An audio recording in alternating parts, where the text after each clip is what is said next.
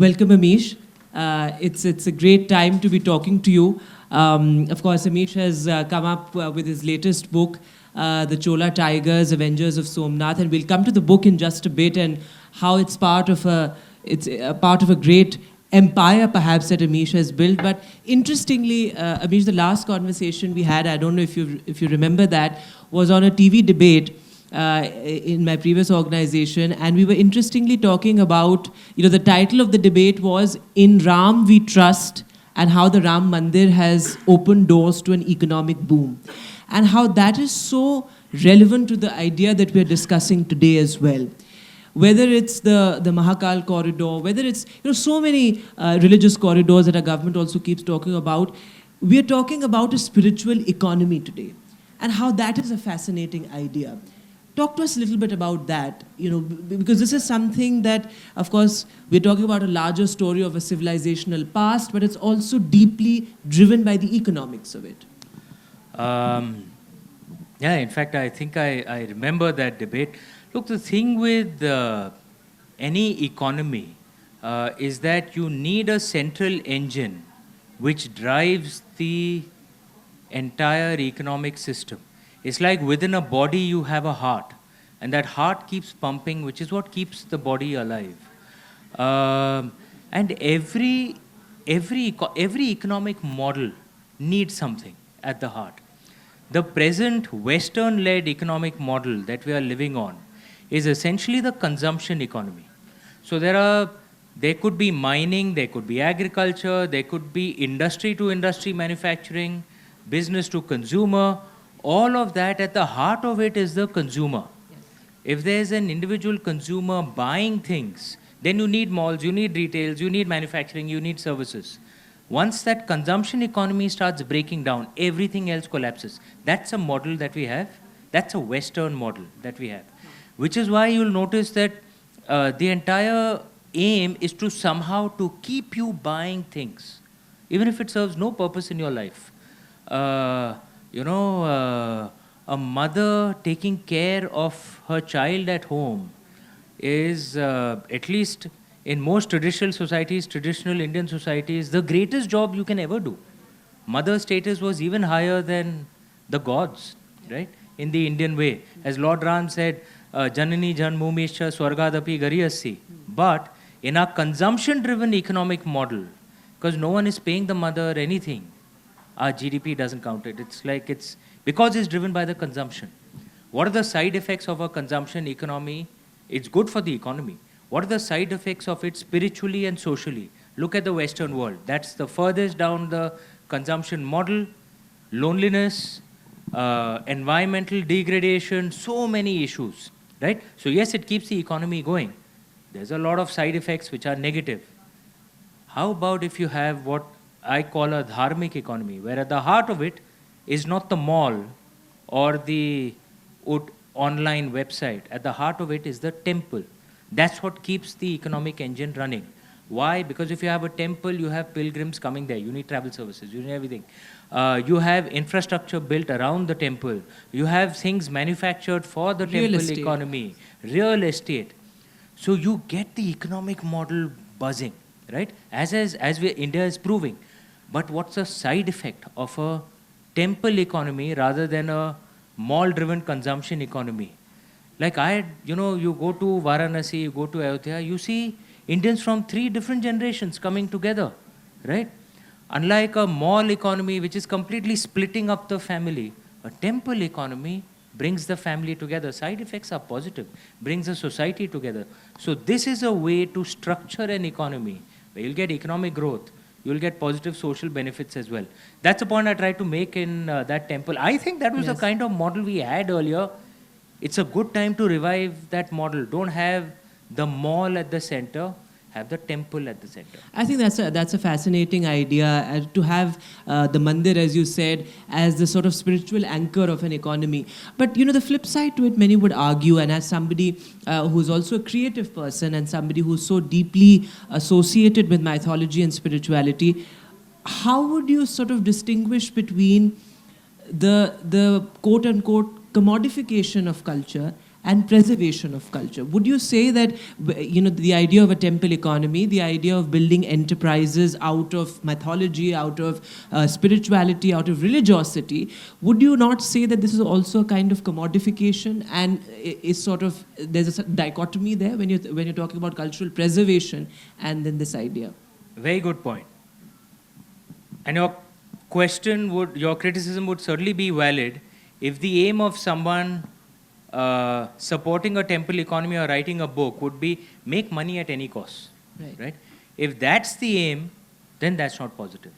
But if the aim is that I want to do something for the good of society, I want to do something spiritual, but there's nothing wrong with artha as well in our way. Yes. There's so many youngsters out here, I'm sure none of them believe earning wealth is wrong, right? None of you believe earning wealth is wrong, yeah? Which is why in a country like ours, to have socialism, and we followed socialism for 40, 45 years, which believed that wealth creation is evil. We are a country which literally worships wealth. We have a goddess of wealth, right? One of the 4 purusharthas that our ancestors told us you must have for a complete life. One of them is artha, Yes. which is wealth and power. Nothing wrong with it, as long as it's balanced with the other things in life as well. Dharma, kama, moksha. So if you're only pursuing money at the cost of everything else, and if you're writing spiritual books, making movies, making things with that perspective, then it'll certainly lead to, then actually your mindset hasn't changed. You still want a mall economy, you just want a different wrapping on it. Yes. Your core mindset has to change. Because in a mall economy, if you think about it, I don't know how many of you guys have, if you go to a mall and, say a sales guy realizes that a TV at this price is good enough for you, for your background, right? And for your needs. But he senses that you may actually spend twice more. What do you think the sales guy will do? Will he push you up? Or he'll think, nahi yaar, let him be happy. What do you think a sales guy will do? He'll push you up. Why? Because he'll say it's your problem. It's not my problem. It's the same thing with a life insurance guy. When he's coming to sell something to you, he'll just think about his commissions. He's not thinking about what is actually good for you, right? But if you're someone whose mindset is not from the mall economy, your mindset is from the temple economy, where you're thinking, my God is looking at me as well, right? I will not do something just for the sake of money which will hurt my soul. The mindset itself is some different. Conscience and some. It leads to a more balanced society. And it's only our, the cynicism that has emerged from the mall economy that makes us think that something like this is not possible. Do you notice in the Western paradigm, every religious festival basically becomes an excuse for shopping? Yeah. Everything is apparently a shopping festival. Like, why? Right? When actually there are other things at the core. Yes, you may shop as well. That's not the main thing. Right? That is the mindset shift when you move to a dharmic economy. And I think India is among the cultures that can make this possible. Okay. And if you think about a temple economy, it helps people right at the bottom end as well. Yeah. My wife and I, we were at the Kumbh Mela recently. We shot a documentary for NDTV. Yes. I don't know if I can mention TV channels with different TV channels out here. But we were, in between shots, because you get time in the middle, we were talking to some of the, the boatmen. And they were from among the poorest communities, scheduled castes. And we were talking to them that, bhai, dhanda kaisa chal raha hai isme? There were guys saying that in that period, in those 4 weeks, they earned more than in the last 10 years combined. Yeah. Can you imagine the transformation in their lives? And this is the kind of boost that a temple dharmic economy can give, right to the bottom of, because if you want them to succeed in a mall economy, they can't get educated, they don't have degrees, they can't speak English, But perhaps this Amish, helps them. one of the criticisms of this would be, before I come to the next question very quickly, is this sustainable? Many people have spoken about, like you said, in a temple economy, we see during the Ram Mandir or during the Kumbh Mela, you see small shops coming up, tourism seeing that surge suddenly. But is this sustainable? Would you not want to talk about, say, creating jobs, creating employment, and not sort of you can have this? all that too, but you think the mall economy is sustainable? Think of what we are doing to the environment. Is it sustainable? Buying things that we know we frankly don't need, right? How many of us have things in our house where we can look back, yaar, ye kyun kharida yaar? Full waste of money. Yaar, have you noticed you have something you really want? You think, yaar, मैं ये जाके खरीदूंगा, I'll be happy. घर में लाते हो, it doesn't mean anything to your life. It means nothing. But you've gone to Kedarnath ji, you've had a darshan, it's transformed your life, right? Isn't that more sustainable? And when we're talking about sustainability, the mall economy when did the consumer economy actually emerge? It emerged from the US, from the Industrial Revolution. You can say 150, 200 years. With the cloth economy that emerged from the UK. Right? 200 years, we are already seeing so much disasters in the environment, so much disasters in societal relationships breaking down.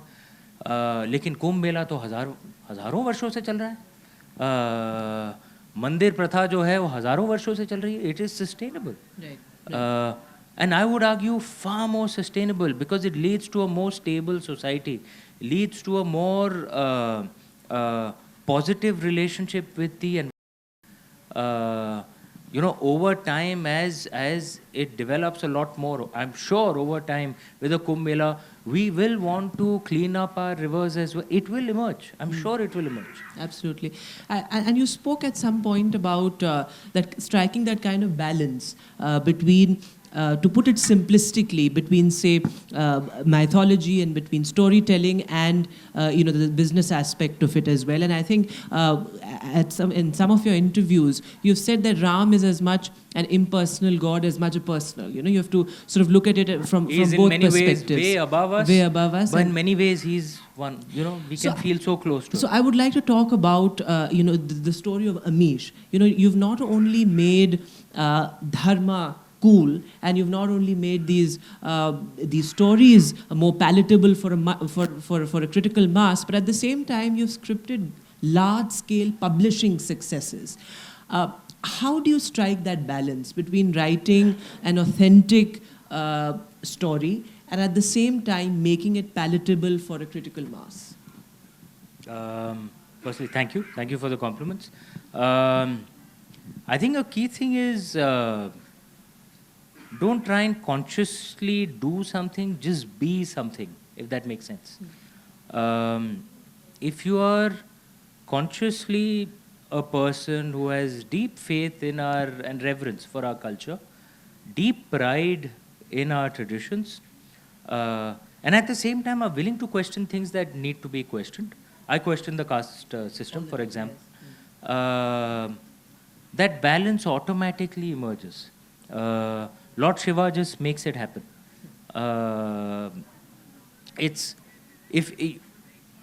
Because at least in the modern day, I genuinely believe if you try to fake something, that this is who I'm trying to be, you'll get caught out. You can see through. Yeah. I mean, and the way the modern world is, you're being photographed, videoed all the time. And you can never pretend to be something all the time. But if you can just be a certain way, some will like you, some will not. That's okay. As the kids say, be real. Some will like you, some will not. That's okay.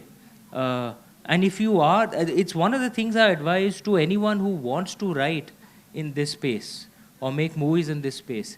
Be a genuine devotee. Only then get into this. And then even if you make a different interpretation, you will find there will be no controversies. In fact, you're a genuine devotee. Yes, that's a very interesting point to make, because a lot of your storytelling involves reinterpretation, reimagining those stories, reimagining those characters. How important is that in the current context to of course make it a commercial success as well, to be able to reimagine those characters and look at it from a fresh perspective, because a lot of your stories do involve, Yeah, but the thing is, the Indian way has always been to reinterpret, or a creative but a respectful interpretation where you keep the best of the old and add in something of the new. So if there's a pop quiz right now, how many of you guys will say Lakshman Rekha is there in the Ramayana? Lakshman Rekha, you know what Lakshman Rekha is, no? Where Lord Lakshman took that arrow and... Huh? How many of you say it was there in the Ramayana? Okay, put your hands down, put your hands down. How many of you say Lakshman Rekha was not there in the Ramayana? Yeah, only 2, 3? Yeah, sorry? Yeah. If you notice, I raised my hand both times. The 3 who said that, actually they are right. In the original Valmiki Ramayana, Lakshman Rekha is not there. Okay? And even the way you all have imagined it, with Lord Lakshman taking that arrow, yeah, that's from a 1980s television serial. Yes. Okay? He got that concept the first time, at least from all the versions I have read, where Lakshman Rekha is mentioned, is in the Ramcharitmanas, composed by Goswami Tulsidas ji, which is only 450 years old. See, in many other countries, 450 years is a very long time. In India, it's very recent. And in a way, it's a retelling. We've been around thousands of years. So, all these, this is just one example. There are many examples like this, where we always do a respectful interpretation, which carries the best of the old, adds in something of the new, which is relevant at that age, right? Many of us modern Indians think that the greatest Sanskrit playwright was Kalidasa, right? Yeah. Who did Kalidasa himself think was the greatest Sanskrit playwright? I'll give you a clue. It wasn't Kalidasa. Who did he think? He wrote it in one of his plays. Anyone? The education system really needs to decolonize. We need to teach these things. There was a Sanskrit playwright called Bhasa. Okay.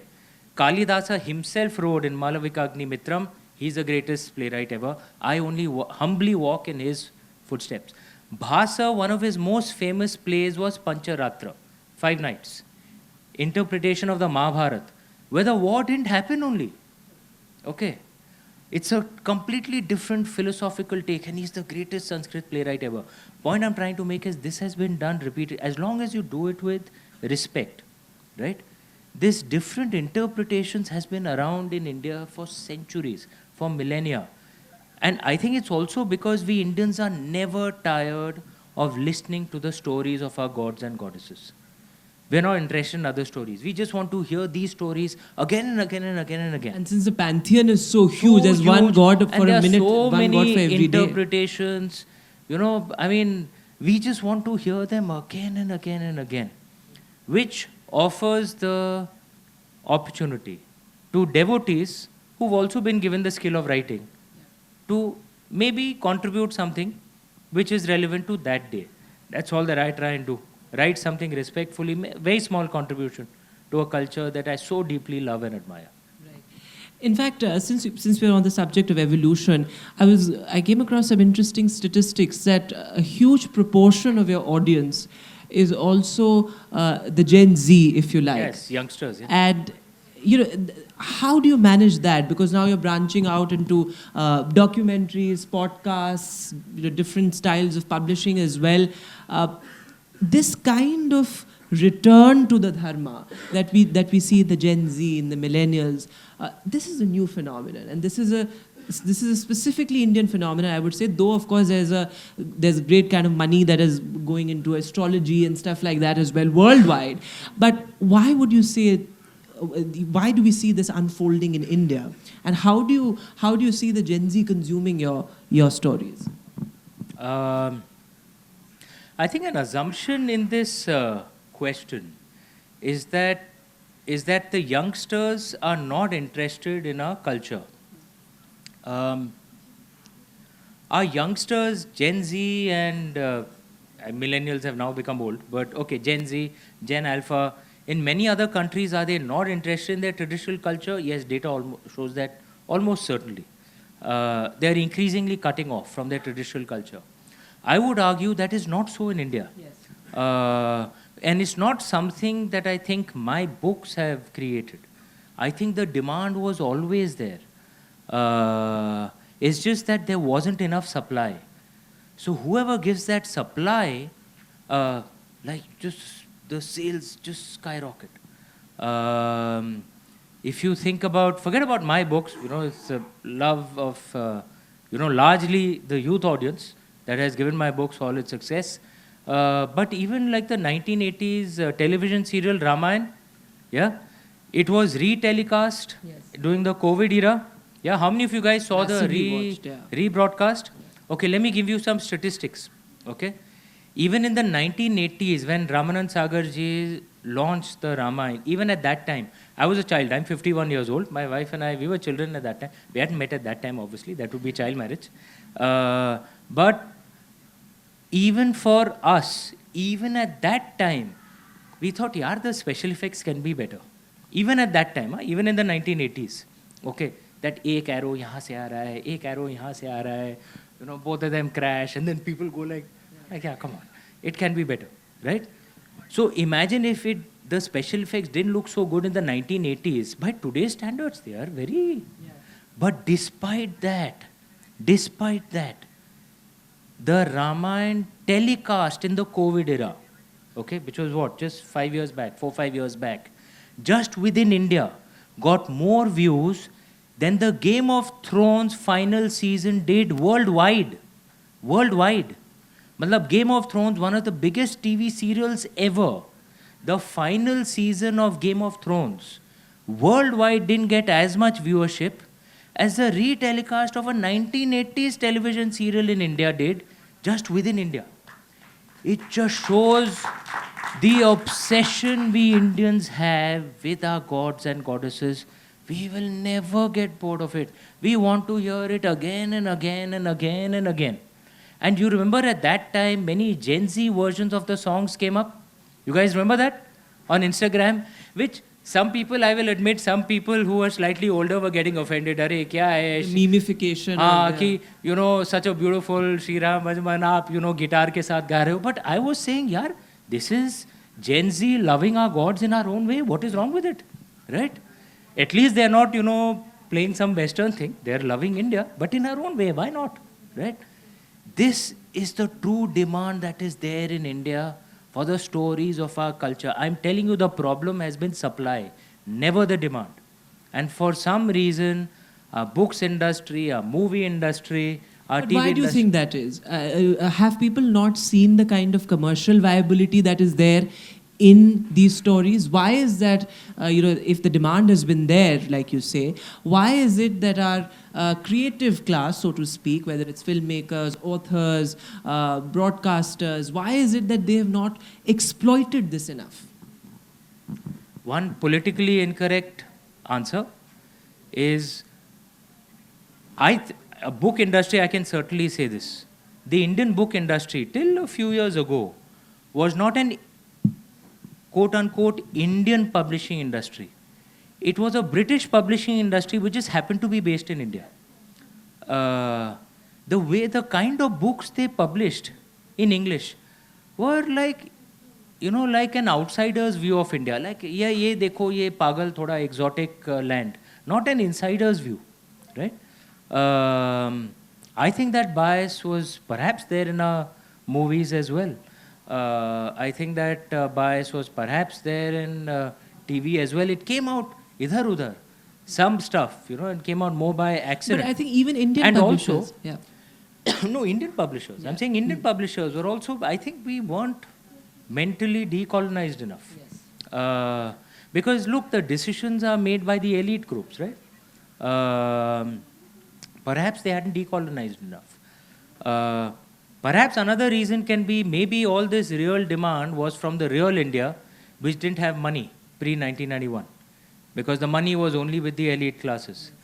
Now the post-economic reforms, now all of them have money. My family, we had very little money pre-1991. And my grandfather was a Pandit in Vishwanath ji, professor at BHU. And a joke in our family would be, Saraswati माँ की बहुत कृपा है, लेकिन लक्ष्मी माँ हमसे दूर रहती हैं. And this was true of most families in India. It could also be maybe the real India now has money. So their demand makes a difference. I think you'll see more and more of such content coming. Trust me, the demand is 100% there. Problem is the supply. And I would agree with you. Even Indian publishers, the English books that we read, whether it was Enid Blyton or the sophisticated quality, better printing, and all of that, and the Amar Chitrakathas, etc., always got like stepsisterly treatment, so to speak, from Indian publishers. But I remember for the longest, the best-selling book was The Inscrutable Indian, if I remember correctly. Yes. I mean, and I remember that I'd read that book and. Yeah, see, because my parents were educated in the Hindi medium. That's why I'm completely comfortable in Hindi as well. I can speak Hindi properly. And so but they sent us to English schools way beyond their income and social class. So I was on both sides. I remember I read that book. I was offended, yeah.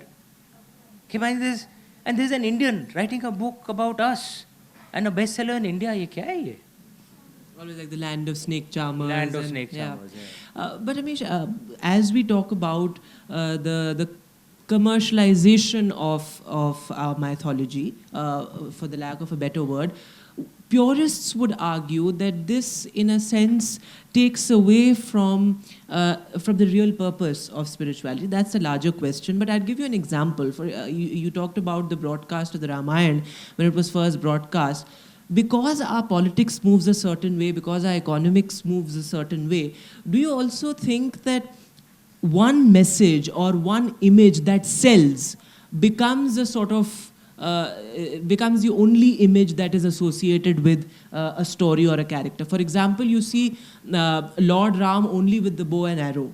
You see the sort of more demure, empathetic Lord Ram slightly lesser, perhaps because it doesn't sell as much, both politically and economically. So would you say that is a shortcoming or a pitfall? See, but the beauty of the Indian way is you can have multiple debates in any case, because people can have debates, but no one says this is the only truth. And if you don't agree with this, you'll burn in hell. So I know... many people who were surprised when the Vigraha of Lord Ram was put up. He's dark-skinned in there because they expected him to be fair-skinned. And I said, haven't you heard the bhajan? Sundara Vigraha Megha Sham. In fact, in the Valmiki Ramayana, he's described as dark-skinned. So you can have various different interpretations. And that's the beauty of the Indian way, that the debates will happen peacefully, by debates, not with an AK-47 gun. And that is okay. Those debates are good. That's the way India has always... That wasn't me. So that has always been the Indian way. And I think the interpretations of our gods vary according to the time that we are living in. We see Goddess Sita in a certain way because there was a 1980s television serial which informed most of the urban India of how to see Goddess Sita. But there's an Adbhut Ramayana credited to Valmiki ji. How many of you have read the Adbhut Ramayana? Two, I'm so delighted. Yes. How many of you have at least heard of the Adbhut Ramayana? Yeah, it was credited to Valmiki ji. In that, there are two Ravans. The more powerful Ravan is the elder Ravan, who's killed by Goddess Sita. Right. Okay? And there's a very ancient version. Minimum at least 2,000, 3,000 years old is credited to Valmiki ji. So perhaps a lot older, right? That was an interpretation that, and it was hugely popular. That worked at that point of time. Can that interpretation revive again now because the mood is different? There's nothing wrong with it. There are different interpretations depending on different points of time. Yeah. Which is the way our gods, the stories of our gods and goddesses emerge. What we hear from them at that time is the message relevant for that time. Right.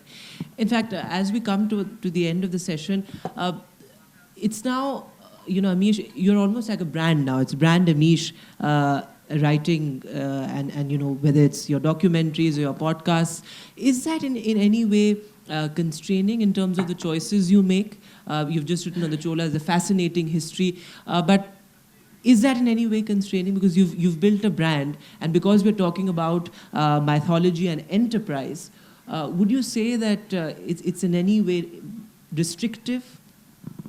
I don't think my brand restricts, if you want to call it that. I don't think an artist is ever a brand, frankly. But my character and my outlook does restrict.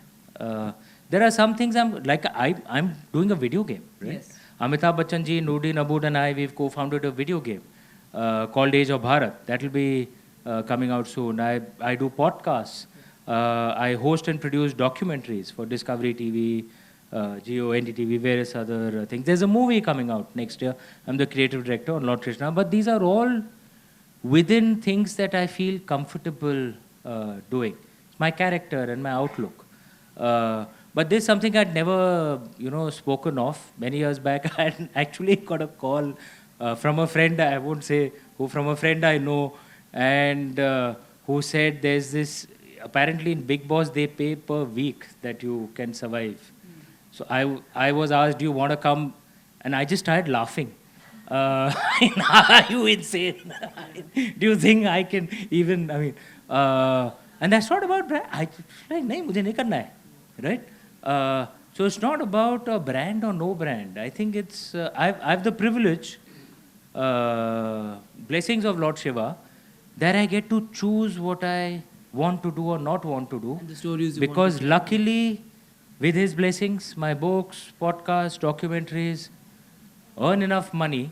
I don't need to think about a banking job, but it's earn enough money that I can keep. There doesn't have to be a gap between my the work that I do and my soul.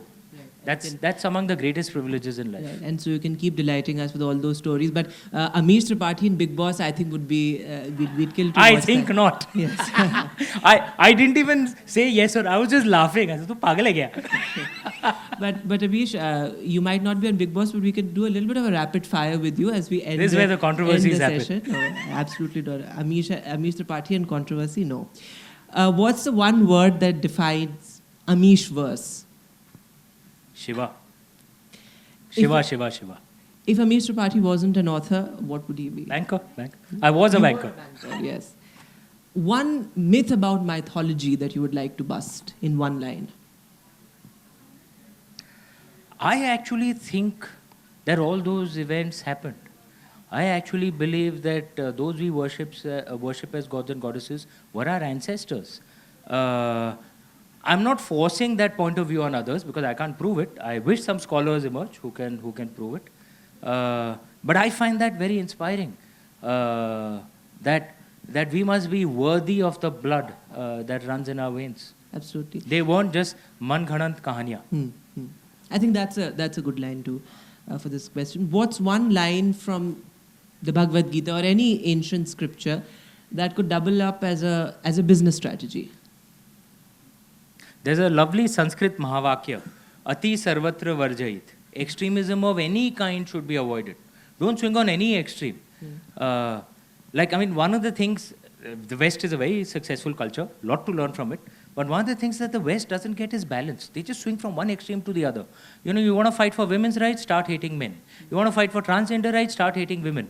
There's no concept of balance, Either you're so violent that you're massacring everything, or you become completely non-violent that you get rolled over by everyone. So the idea of equilibrium is... Whereas our ways, ahimsa paramo dharma, but dharma hinsa tathaivcha. When you have to fight. Right?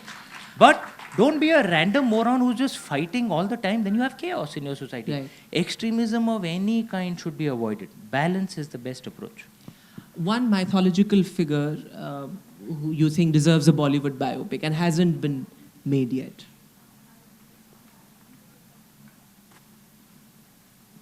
Bollywood biopic. Actually, Bollywood, in Hindi film industry needs to make so many movies on our epics.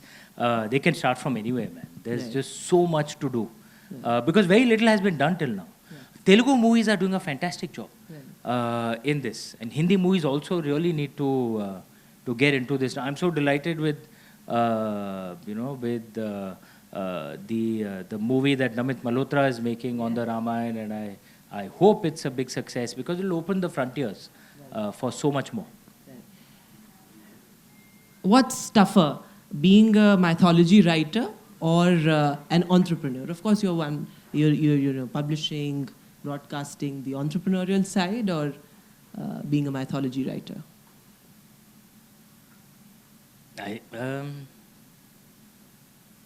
I think the toughest is answering questions like this, actually. Being an interviewee. Okay. Well, I don't wish to be on your seat, but one mythological character you've been wanting to write about forever, but haven't been able to crack.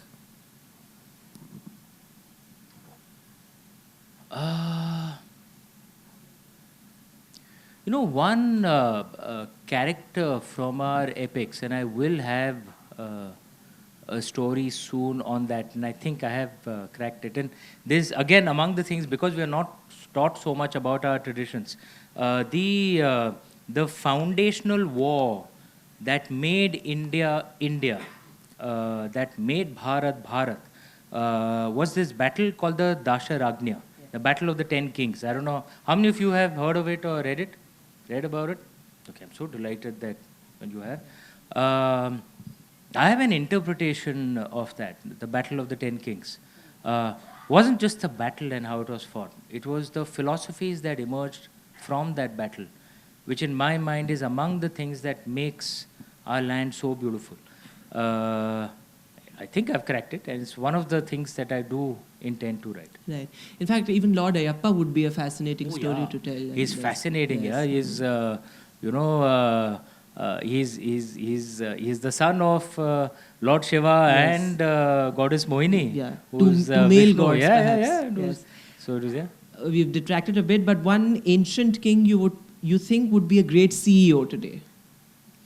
Okay, not an ancient king, but an ancient advisor, Acharya Chanakya. Of course. Oh man, Yeah. I mean, he would be. Sadly, again, Artha Shastra is not taught. How many have read the Artha Shastra?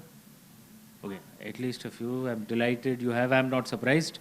But the rest of you, please read. There's a wonderful translation by R.P. Kangle. Okay, and it's a couplet by couplet translation. What a genius! And so much of what he said applies till today. How bureaucracy should be run, how the state should be run, how children should be brought up, how society should be brilliant, utterly brilliant. Right. And my last question, Amish, if you had to turn your own life into a mythical story, which epic would it be the closest to? My life is damn boring, man. Trust me. No one would be interested. I'm not trusting you on that. But Amish, thanks so much. Always a pleasure talking to you. Thank you. Pleasure. Can I just say, I got to say this, perhaps one of the best interviews, most fun interviews I've had. Pleasure. A loud round of applause for him too. Wonderful questions. Thank you.